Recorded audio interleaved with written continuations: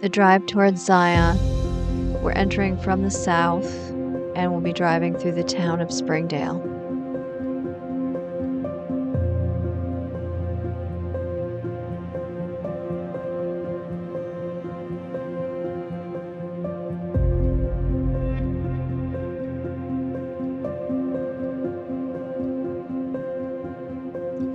We camp in the Watchman campground and set off on the Watchman trail right after we get ourselves settled.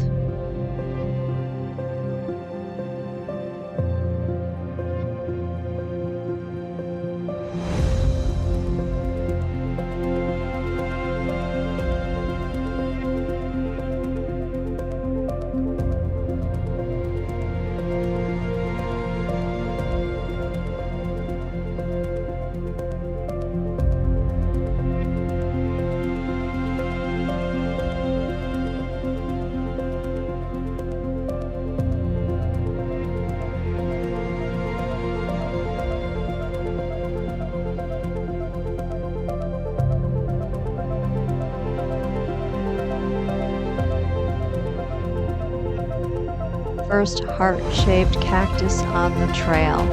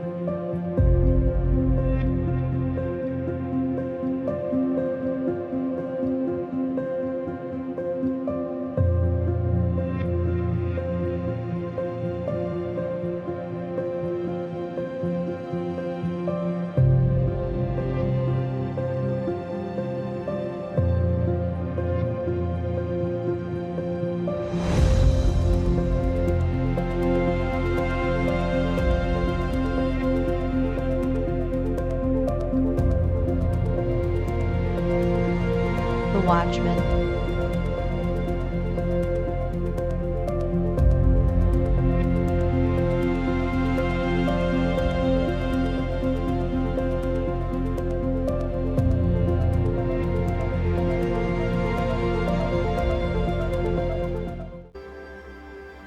Camping within sight of Watchman. This was one of our favorite campsites on our journey.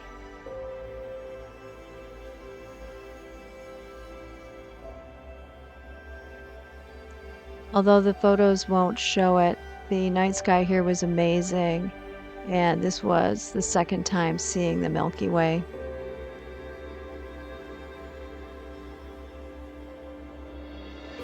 The beginning of the hike to Scout's Landing.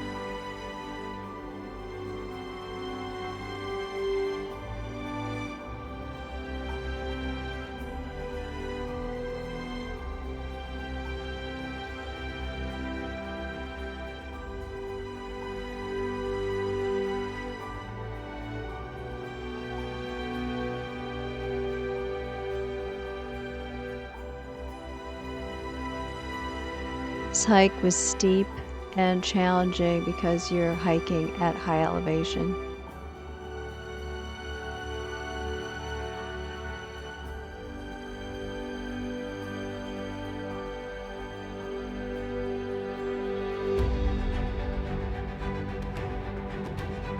View of the part of the trail we've already done.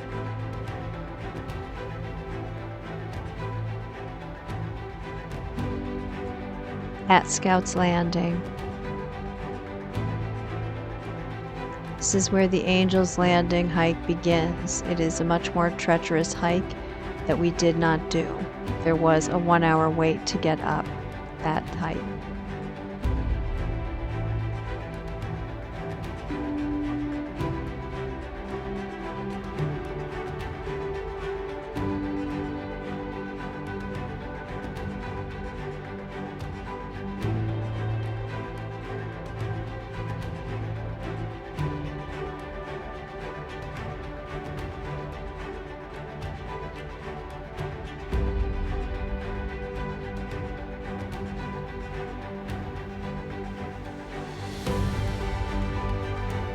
Mike decides to rinse his feet in the river.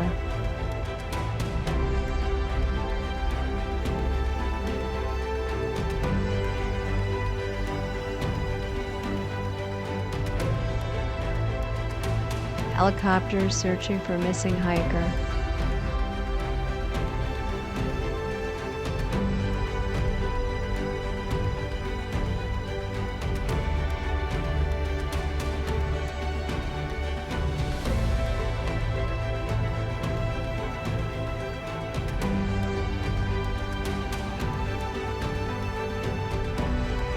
We hiked to the lower Emerald Pool, too tired for the other ones.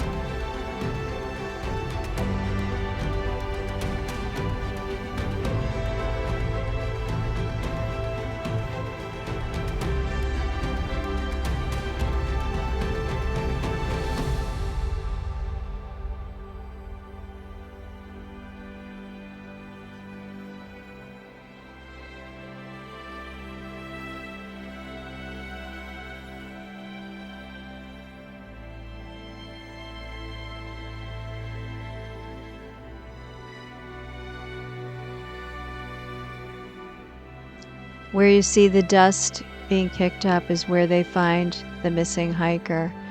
I believe he was the 79-year-old man who went off on his own without his group.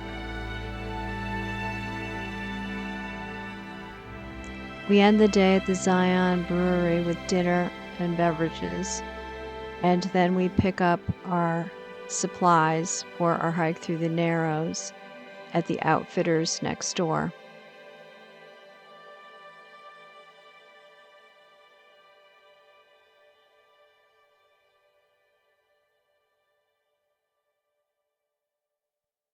It's a quick walk back to the campground from here.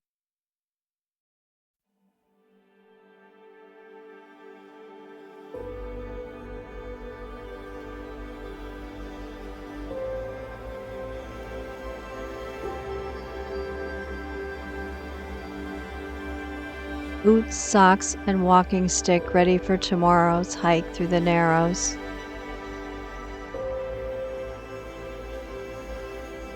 Views in the campground again.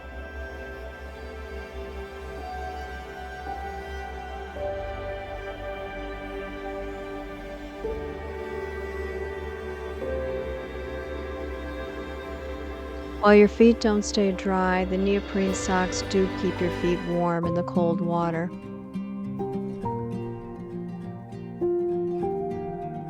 This was the hike Mike was most excited to do.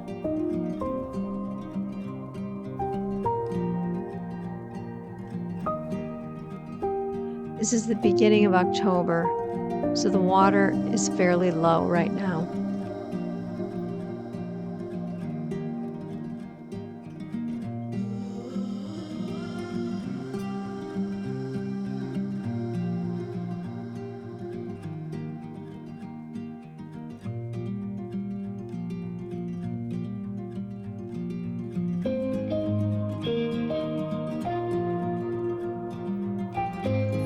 Me eating my lunch.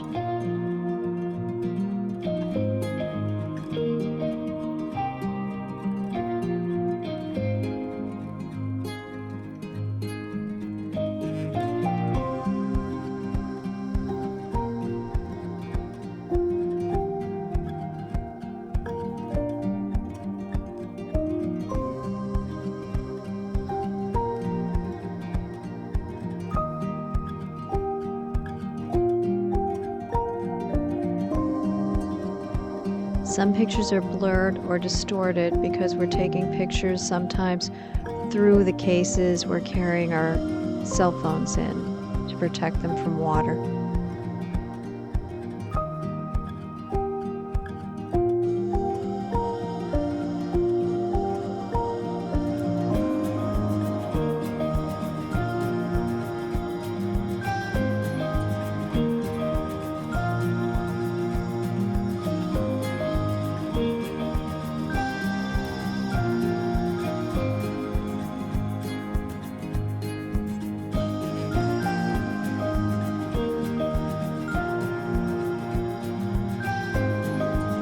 There are always people willing to take pictures and have their pictures taken at different points during the hike.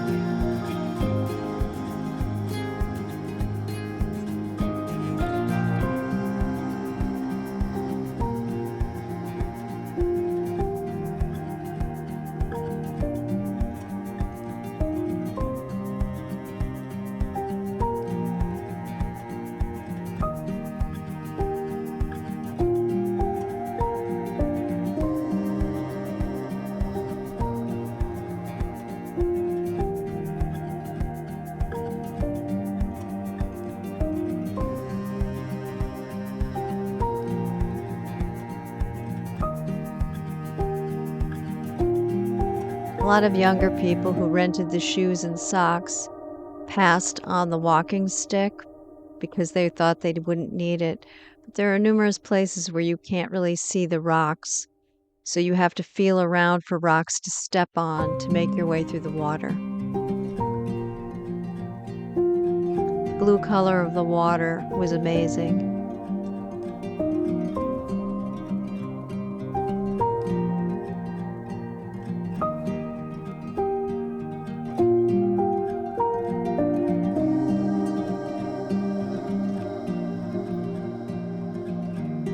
Mike had to stand in all cool niches.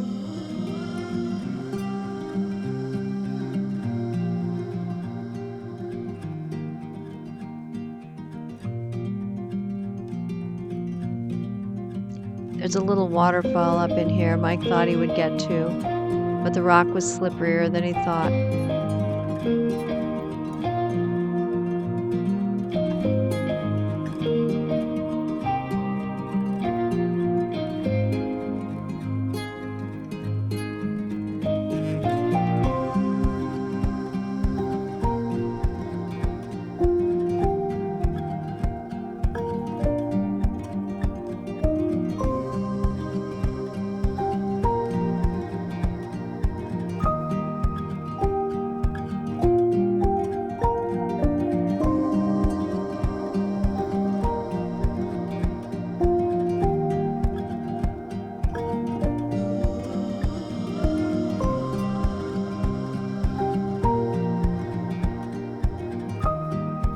So Mike couldn't get up to that one to stand there.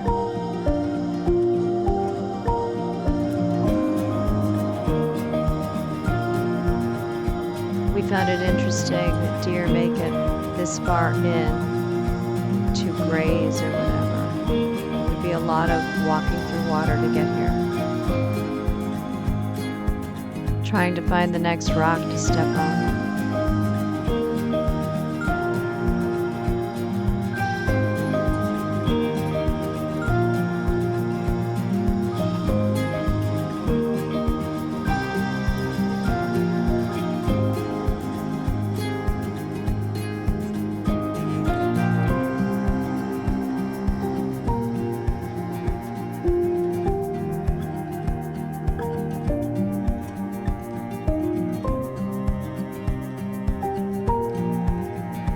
And we finished it. We probably hiked about 5 miles in and then 5 miles back out.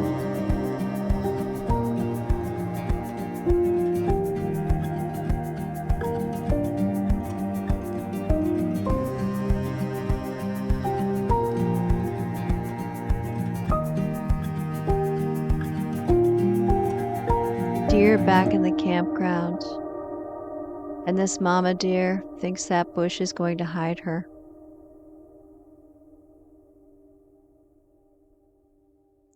The view in the campground on the way to the bathroom. It's just amazing. Relaxing after a long day.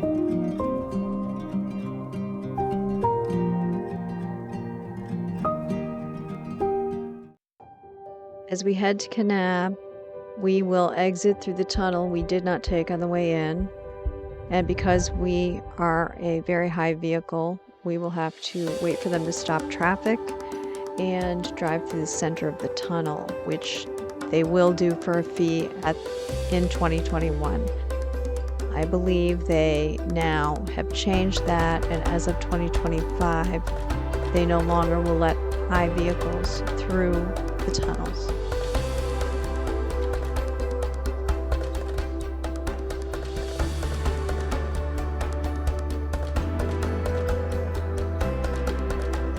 The views through here were amazing, and it is definitely an awesome way to enter or exit the park.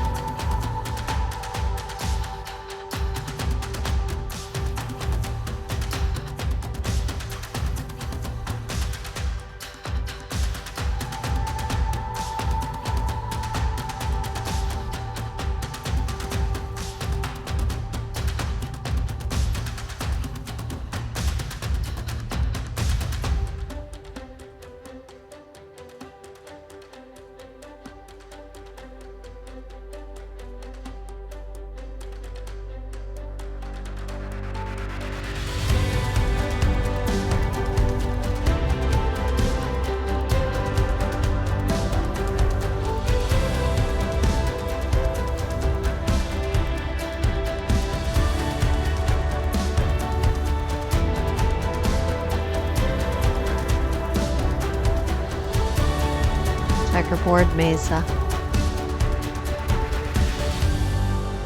Checkerboard Mesa is 6,500 feet high.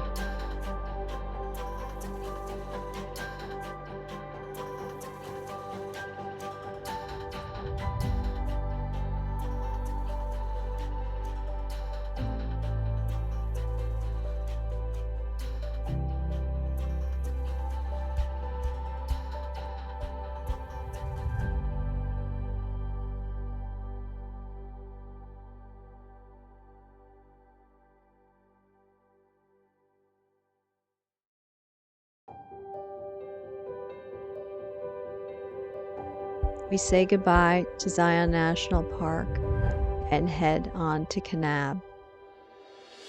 The drive will take a little over an hour.